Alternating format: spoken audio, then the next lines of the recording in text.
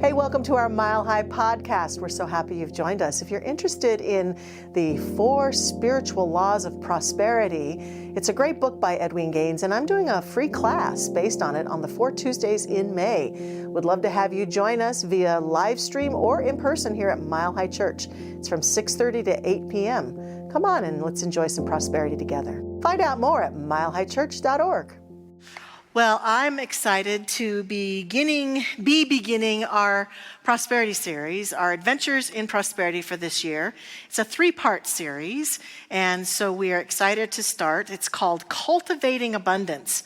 I wanted that word cultivate to be in the title because for me, I understand now in this teaching and in life that if I want to create something, if I want to build something, if I want something that's important to me to show itself in my world, I've got to cultivate it. I've got to cultivate, pay attention, work on it, build it, be mindful about it. And I think that that is true with regards to abundance. When I say abundance, I'm talking about any form of more that we'd like to have.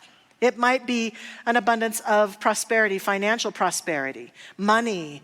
It might be opportunities. It might be that our heart yearns for an abundance of relationships and connectedness with other people, abundant love. Many of us struggle with a lack consciousness around even feeling that we're lovable. That we're lovable enough, that we're good enough. That's an abundance issue. And so abundance has an umbrella that includes all of these things. And so no matter where in our life we might feel a sense of lack or that we would yearn for more of, I'm suggesting that we can cultivate that abundance by cultivating our consciousness, by cultivating and looking at ourselves and being mindful about ourselves. In these 3 weeks, we will start today with cultivating mindsets. That's what we're going to go with. And then we will talk next week about cultivating habits of abundance. And the 3rd week, cultivating generosity. And this is, in my mind, head, body, and heart. We are talking about the head today, what's in our mental capacity. Next week, how do we act and behave in the world? How do we move ourselves through the world with regards to abundance? And the last week, how do we heartfully give back to the world? Not just money, but other qualities of beingness that promote abundance. And so my challenge and request is that you consider, if you're trying to cultivate some form of abundance in any one of these forms, be here every week. Be here all 3 weeks, right? Be here. Yeah. It's going to kind of build on itself. It's going to be like a class workshop experience, and you can be here personally, you can be here online. But I really do think that to really cultivate something, it takes this 3-pronged approach. Cultivating some good thing isn't just like, well, I thought about it today and nothing happened, so I give up. Right? That would be like walking into the gym tomorrow, wanting to build up your upper body muscles, doing a few exercises, walking out of the gym and expecting to be able to lift a car or something like that. We have to build the muscle. And this is no different. Cultivating an abundance consciousness, especially in an area where we may have struggled up till now, where we may have been dancing with lack or limitation or a perception thereof, requires that we apply ourselves wholeheartedly to it to shift it, to transform it. It's not just a one-time approach. And so our teaching and the work that we do together calls on us to be that mindful presence. And as I said in the announcement videos, if you got to see those, we're offering a class on Tuesdays, all of the Tuesdays of May, starting this next week, based on a wonderful book by one of my favorite prosperity teachers who's going to work with us about financial prosperity. Her name is Edwin Gaines. We've had her speak here many times. She is retired now. Her book is The 4 Spiritual Laws of Prosperity, and we're going to look at every law each week. And good news, Edwene is joining us the first night of class via Zoom. She's going to come into the class and talk about the first law of prosperity for a bit. We have childcare. If you have a kiddo that can stay up past 8 o'clock, please feel free to bring them. Our wonderful staff will be here to entertain them and keep them happy and fulfilled while we work together to build prosperity. All are welcome. You can join us in person. You can join us online. You can be here 1 week on person and 1 week online, whatever you want. And I say here because we're going to be right here in this very room. We're going to do the class right here in this place, okay? So I hope you will consider joining us. I think that's sort of like, it's like college. This is the lecture, that's the lab. Or like Reverend Josh says, this is the spiritual gym, so this is the lesson on how to do it, and in the class we actually get to doing it in terms of financial prosperity. So today as we approach the notion of cultivating mindsets for abundance, I want to quote that really famous person, Unknown, who says to us, "You become unstoppable when you work on things people can't take away from you." You become unstoppable when you work on things other people can't take away from you.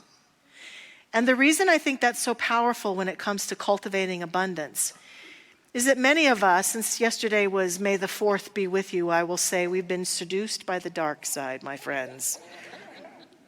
We believe, or we tend to believe, or just notice if this is your belief when it comes to that area of abundance you want to work on, if there's a belief that it has to change out there for me to have more.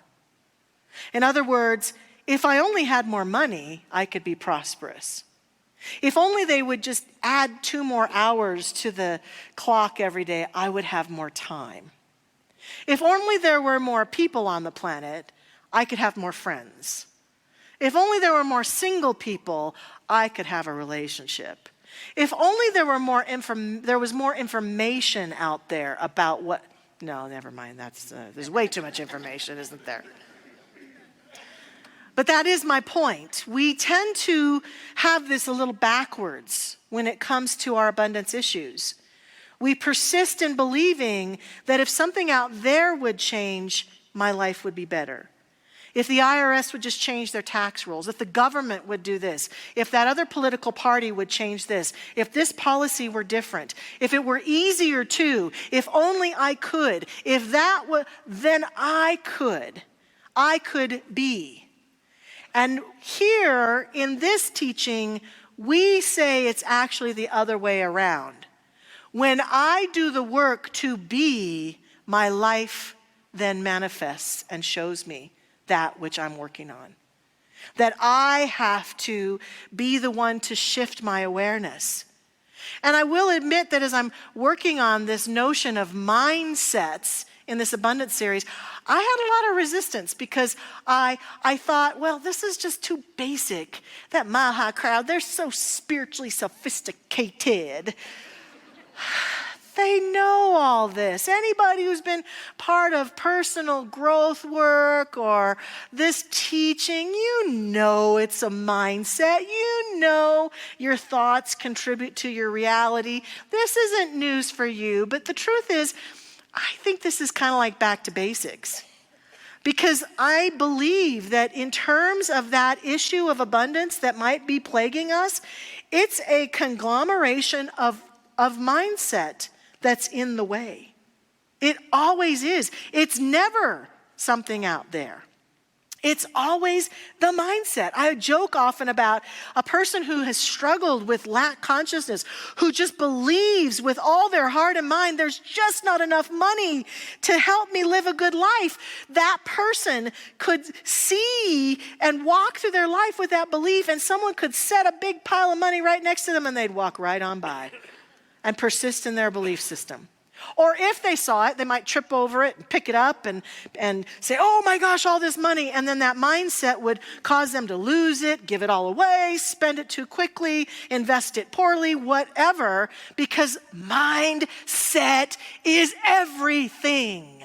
It is everything. And when we change it and shift it and allow ourselves to cultivate a new mindset, our reality begins to shift. We know this from all those realms I'm talking about, personal growth, the spiritual technologies that we teach here, and we know this from brain technology. We can see as scientists watch our brains work, and they can actually see us thinking certain thoughts, certain energetic in the mind, the system of a being, and it allows that person to see through lack-colored glasses, or lonely colored glasses, or painful colored glasses, or limited colored glasses. That's where our mind goes. And so we have to take responsibility and ownership of our mindsets, because it's a story, it's an idea that we've globbed onto and we've cultivated such that it is our reality. There's another famous person I would like to quote today. Her name is Michelle Medrano, and she says she had a magnet that we used to have in the store, and it said, "When you stick to your story sticks to you." When you stick to that story about how life is, the good news and the bad news is you get to be right? Yay! My story's the right one for me. Oh, my story is the right one for me. We get to have a story. Now, the reason that this works, just to go back even a little bit further into some basic notions, is that there is an abundant presence in the universe that is expressing itself through all of creation. We call it God. It is this presence that is love. All faith traditions will claim and shout out and own God is love. And we believe God is life. We believe that God is not a person, it's a presence. It's expressing itself in these qualities, generously giving itself, unconditionally giving itself to all of creation. And that each one of us is a unique expression in the experience that God is having. And that each of us manage our experience of living through our mindsets. One could actually think of them as almost like a piece of software that we've downloaded as we believe things about life. Oh, yeah, that's how life is there. Boom, boom, boom, download. And the energy moves through and the software expresses and out comes exactly what we see on the screen. It's just like a computer. If you download Windows and everything works, you get Windows on your screen. It's the same for us. What we're getting on our screen, what we're seeing on our screen has to do with the mindsets that we've downloaded. And so we can change that. We can shift the software. We can do something different. We are expressions of life itself. That we can allow ourselves to make these shifts is powerful. It is our true superpower. We are not the victims. We are not hapless victims of life, unable to reach for our dreams, for our fondest heart's desire. We are empowered with this powerful source of creation and can shift and change our life if and when we choose to start applying ourselves towards that change. The longer we persist in feeding old mindsets, that is our reality.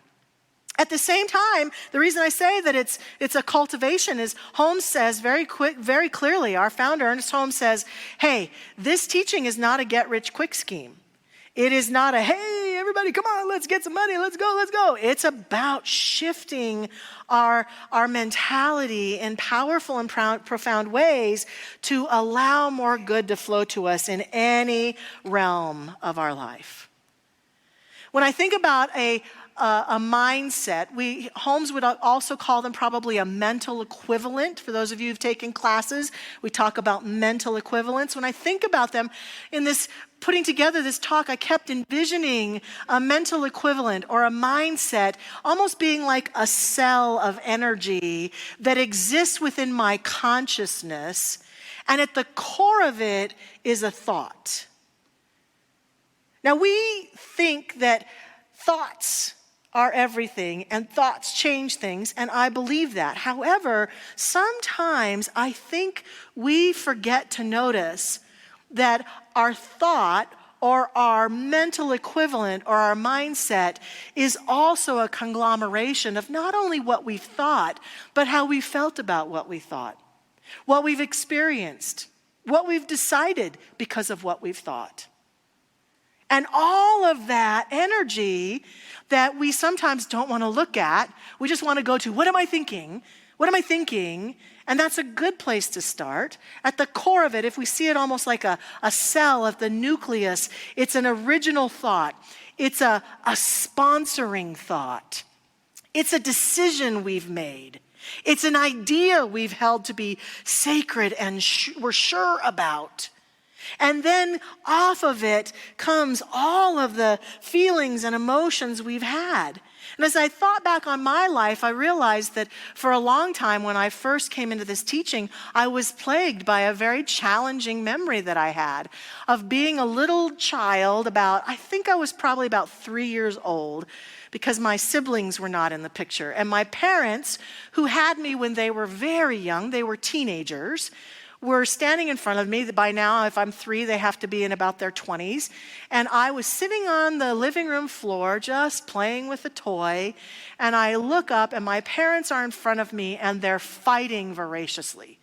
And the energy is growing and they're just obsessed with this fight, whatever they're fighting about. And it's even getting a little bit physically dangerous and a little bit scary. And as I'm sitting there watching these people, this voice inside of me, well, the first voice was, I don't think these people know what they're doing. And then what came after that was, they can't take care of me. They're so obsessed with each other, they can't take care of me. And then what I remember thinking was, I'm going to have to do this on my own then. I'm on my own. I'm going to have to take care of myself because these people don't know what they're doing. Sponsoring thought. Boom. And after that, I made all sorts of decisions based on that 3-year-old thought. It wasn't logical necessarily, like, oh, ha, ha, ha. It was, what came was a movement of energy that was that thought. And I know what came with it was fear and anxiety. What came with it was sadness, loneliness. What came with it was chutzpah and a sense of fine and stubbornness. What came with it even later was anger. And what happened because of that mindset, as I grew older, I tried to manage the energy of that. Well, first of all, by taking care of everybody else. If no one's here to take care of me, let me take care of everybody else then, right? That'll help. Didn't help. And then what also happened is that I guess the good news is that I am and have been in my life fiercely independent. I'm one of those women who I can live alone, I can take care of myself, I can travel the world all by myself. I don't feel this overriding, I need people kind of energy. I love people and I love having friends and I love having relationships and connecting with people, but I don't need it. If I was on a desert island, at that time especially, I was like, I got this. Not true, but that was my belief, right? And so I went through my life in that fierce independence. As I got older, what I noticed is that what I couldn't do was receive. Couldn't receive help. Couldn't receive or really feel other people's help, love, support. I would not let people do anything for me because I got this. I can do it all myself. I'm probably the only one in the room who had this, right? Yeah. Could tell it may not be landing with everybody, but. And here's what happens when you've got a mental equivalent like that, and all the while the universe is pouring itself through you and to you as abundance, and you're going, no, I can do it myself. No. Oh, it takes so much energy to resist the universe. But I was good at it. I was so good at it. And I could resist. And then sometimes I'd kind of wake up to it, but it often felt like I was sort of doing this with the universe. Come, don't come. Come, gimme. No. Oh, I'm even exhausted doing it. So I started working with a practitioner here at Mile High Church, one of those prayer practitioners. And it was one of the first things she challenged me on. And I began a concerted effort of cultivating the willingness to be helped, the willingness to receive. See, and when I say I don't think I'm alone in this, some of these mental equivalent mindsets we might have that are blocking us from the abundance that the universe is pouring forth include some of the ones I said before. I'm not good enough. I'm not lovable enough. I'm not enough. I can do it all by myself. I don't need anyone's help. I've often counseled people to say, and just said to them something innocently like, why don't you let people help you? Let them open the door for you. Let them help you a little bit. And just that idea has changed people's lives because it changed mine. The minute that I started saying, yes, I'll let myself be supported, my life shifted dramatically and continued to shift because that mental equivalent, that mindset became, I am ready to receive. I am willing to receive. And the more I was willing to receive the good of life, the abundance of life, the support that life had to offer in all of its forms, the more I could receive. And the more I could receive, the more abundantly my life expressed itself. That's what I mean by a mental equivalent. Everyone's got them. And if there is an area where we are perceiving a sense of lack, limitation, not enough, there is a mindset that has been built like that. And our work is to dismantle it. Now, Holmes says very clearly to us, it's not enough just to get rid of one's negative mindset. We also must build. We must build up new mindsets. And that's a huge part of what I'm inviting us to do in this series and today as we contemplate cultivating mindsets, as we contemplate cultivating ideas. Firstly, we get a clear vision of what we would want. Does it mean that my vision of abundance is that I have more than enough time to do all that I need? I have more than enough money to do all the things I'd like to do. Indeed, for Edwene Gaines, that's her definition of prosperity in her book, that I have more than enough cash to do all that I want to do in my life. There's more than enough people in this lifetime to have connection with. And we get to decide, I'd like to have 2 really good friends that I could feel I could count on. Doesn't mean you have to be best friends with everybody on the planet. We get to decide what our version of abundance is. What does that mean for us? One of my favorite movies that depicts this so clearly is It Could Happen to You with Nicolas Cage and Bridget Fonda. I don't know if any of you saw that movie, but Nick Cage plays a police officer. And he goes into a diner one day to get coffee from Bridget, and her character, he doesn't have enough money to tip her. And so he has a lottery ticket, and he says, okay, here's my tip. If I win the lottery, I promise I will bring you half of it. And so they kind of laugh and all that sort of thing. Then he wins the lottery, and he wins like $2 million. And to his credit, he comes back the next day to share the lottery with her and give her her $1 million.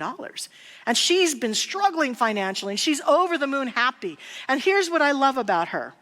She goes out so excited to be this millionaire now, and her big splurge is she goes to the store and she buys macadamia nuts. Because to her, wealthy people eat macadamia nuts. Edwene has a story in her book very similar about feeling that wealthy people eat olives with little almonds in them. And she has this hilarious story about her and her friend Lana sitting around a pool, drinking wine, eating almonds and macadamia nuts and almonds and olives and pretending that they're wealthy and that they've got everything they want in the world. So it's not necessarily that everybody wants to be a gazillionaire. It might be that I want to have resources to do the things I want to do, to travel, to share with my friends and family, to express myself fully, to do what I love in this life. That's beautiful, gentle, elegant. Some of us may have big, gigantic dreams. That's fine too. Everyone gets to be where they want to be, but the secret is to start by choosing to have a clear vision for myself of the mental equivalent, the mindset that I need to build. What is it that I want to create? And then I can start to build that mindset. And then I think as we begin to build the mindset and we begin to tear the old one down, I suggest we begin with questions. Some of us want to go right into, now I'm going to affirm that I have, and I'm affirming, and I'm suggesting to get to that place where we're the clearest we can be might mean we ask questions. This is how we got to that mindset in the first place, I'm suggesting. The mindset of, well, what if it all goes wrong? Well, what if they hate me? What if it doesn't work out? What if it's not right? What if I mess it up? Those questions, they are the heart of mindsets that are no longer serving us. So it seems to me like some other questions might be afoot as we are building a powerful mindset. More active questions such as, what do I tend to say about abundance in this area? Do I hear myself telling my friends, well, there's not enough people out there. There's never anybody for me to have a relationship with. There's nobody going to be around me. Am I complaining a lot? Do I complain? Am I negative? Am I always talking about other people in the government? And am I putting people down who have what I want? Am I judgy in my conversations? What do I hear myself saying in this realm of my life? Thinking in this realm of my life, expressing in this realm of my life. We can't be in denial about that because it shows us where our work is. Another good question to ask as we're building a new mindset is, who do I judge? Do I look at people who have what I would like to have and celebrate for them, or do I judge them? And I can pretty much guarantee that if we look out at people who are billionaires or whatever, and we're constantly judging them, we can't have that. Anything we're judging in other people, we can't have it. The reason we can't have it is judgment is like a separation between us and the good that we seek. So you see another couple in love, and you'd like to have that kind of love, and instead of saying, look at that couple, they're so in love, that's just disgusting, I don't know. We can say, oh, look at that. There's a couple who's obviously in love. I like that. Yeah, that's wonderful. Isn't that beautiful? There is a principle in life. What I can see and celebrate, I can have. Now, certainly, in the realm of facts, billionaires and people who don't have a lot of money do weird things. And the fact might be that they make choices. Look what Elon Musk did. Look what Bezos did. Of course. But it's all about the energy. Look what they did versus, oh, look what they did. Yeah. There's a difference, and it makes all the difference. If I can see it and celebrate it, I can have it. So looking at what we tend to judge, who we tend to judge, and what we judge them for tells us about our mindset and what we might need to change. And the last one becomes, what are my habitual thought patterns? What do I habitually think about this subject matter? It's hard. It's never going to happen. Why can't I do this? I am horrible. I can't believe that this is not happening for me. Habitual mindsets. This is our contribution to that little bubble of our mindset, and we get to decide, is that really what I want to contribute to this? Or is there something more supportive? I saw a meme here that said, you'll never regret asking questions to get more clarity. You'll always regret making a decision based on a story you've created in your head. And that's what we do most of the time. We're making up stories and then making them our reality. And just like that practitioner and Dr. Phil would say, how's that working for you? It's not working for us. So we must question, and we must begin to tell a different story. And this is where transformation really begins to happen. When we allow ourselves to contemplate a different story, even if we're not really sure the story's true, to stand in the reality of, what if I am enough? What if I am actually quite lovable? What if it were easy? What if I enjoyed building this new reality. That's the kind of storytelling with questions that we begin. And other people begin to tell stories by posting some pretty basic things in their environment. Affirmations of their good, pictures of what they want. This is all basic stuff to those of us who've been doing this for a while, but this is why we do it. It's to build a new mental equivalent. It's to build a new mindset. It's to challenge the old one and begin to build the new one. It's allowing ourselves to say things that we believe in and that we are aligned with and that we're choosing. And we begin to watch our conversation with our friends. We begin to speak more positively about ourself and our life. We begin to choose it, and choose it again. And this is how we completely transform that little mindset with a new sponsoring thought and new energy and new life. It's step one. There are more steps, but this is step one. And when we begin to take it, we immediately begin to feel the uplift of it, because it is just a lot more happy in life to contemplate the positive, the possibilities, the what ifs, than it is to contemplate the things that no longer serve us. We obsess sometimes about the things that don't serve us versus contemplating what would serve us. It's a shift. And what I noticed with my mindset is that the more I saw it clearly, let it go, forgave my parents, took the steps to risk, to be loved, and to be in receivership, the more it happened, the more it just flowed. I'm inviting us into this week. This week, begin the shift of the mindset or sets, and watch life change. And one of the things we use here that is a shift of mindset is prayer. We don't pray to a God out there to do it for us. We pray to be open to allow the light and the love that God is to pour through us uninhibited by our old ideas. So that's why we pray affirmatively. So please join me in that. I invite our practitioner prayer partners, if they choose to stand with me in this prayer as we come together. And in our prayer process, we begin by recognizing and speaking to that which we know God to be. So I accept and affirm and claim that the infinite light that God is in, through, and as all of creation.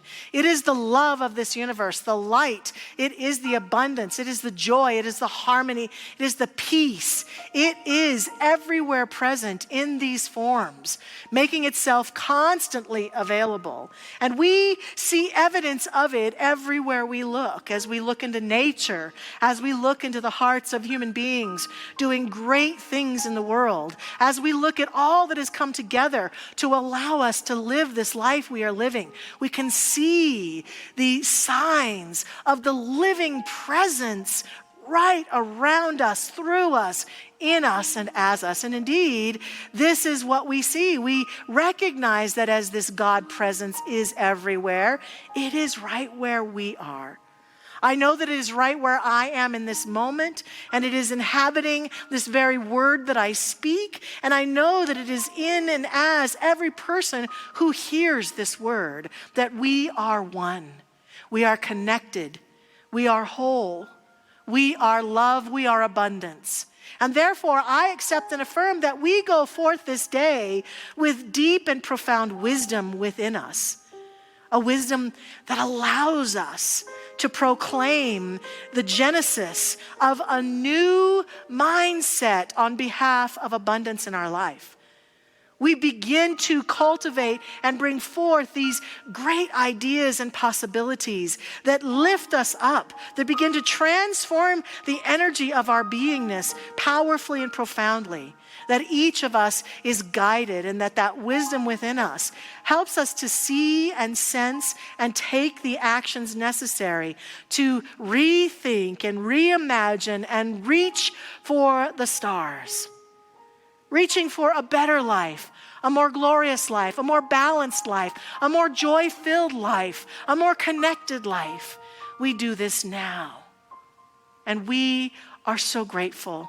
I am so grateful that this truth is made manifest on behalf of us now. I am so grateful for the inner wisdom that exists as us, guiding us in every step this week. And I'm so grateful that this prayer, just as it has been spoken, is now made manifest in this beautiful world. I release this prayer into the action of that law. I release it. I let it be. I let it go. I surrender it in great joy, for I know that it has been spoken. It is done. The seed has been planted and is taking root, and new ideas are springing forth within each one of us and as each one of us right now. I let it go. I let it be. And so it is. Amen. Thanks for listening to the Mile High Church podcast. This podcast is made possible by the generous contributions from listeners like you. To make a donation, please visit milehighchurch.org.